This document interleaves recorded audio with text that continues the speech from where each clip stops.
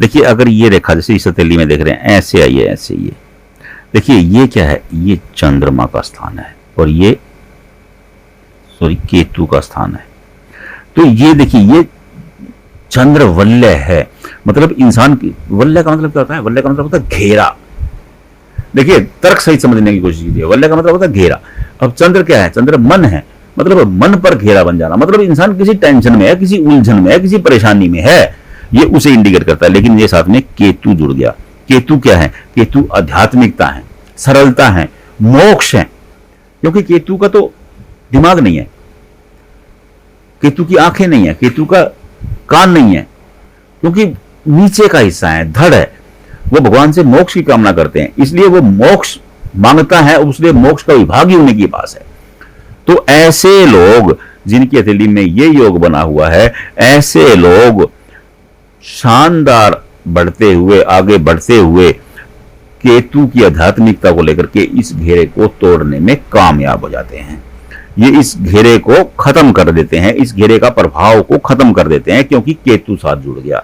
आपने अनेक लोग देखे होंगे जो टेंशन में है, लेकिन वो मंदिर में, मस्जिद में, पूजा में, गुरुद्वारे में, जहां भी जाके बैठ जाते हैं, घंटा घंटा बैठे रहते हैं, तो वो विजय पा लेते हैं, टेंशन पर, चिंतन पर विजय पा लेते हैं। और क्योंकि केतु साथ जुड़ा हुआ है, तो ये चंद्रवल्य आपको ज्यादा परेशान नहीं कर सकता है।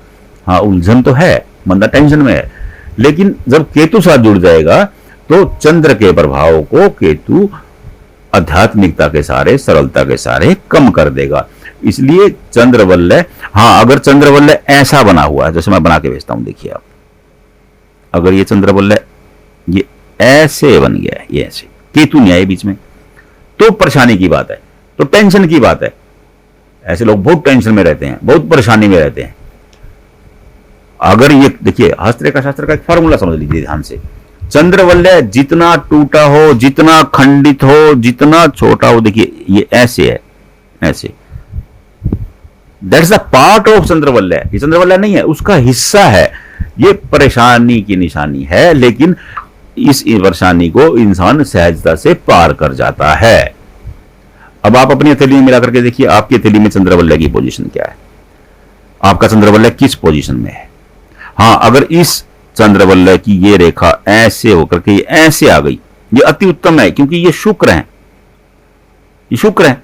अब शुक्र की पर्सनैलिटी चंद्रमा से जुड़ गई और ये बीच में केतु आ गए, तो ये क्या बन गया, ये वेल्थ रेखा बन गई। ऐसे लोगों की पर्सनैलिटी बड़ी गजब की होगी, ऐसे लोगों की सोच बड़ी उत्तम होगी, क्योंकि शुक्र तो गुरु है ना, शुक्राचार्य है।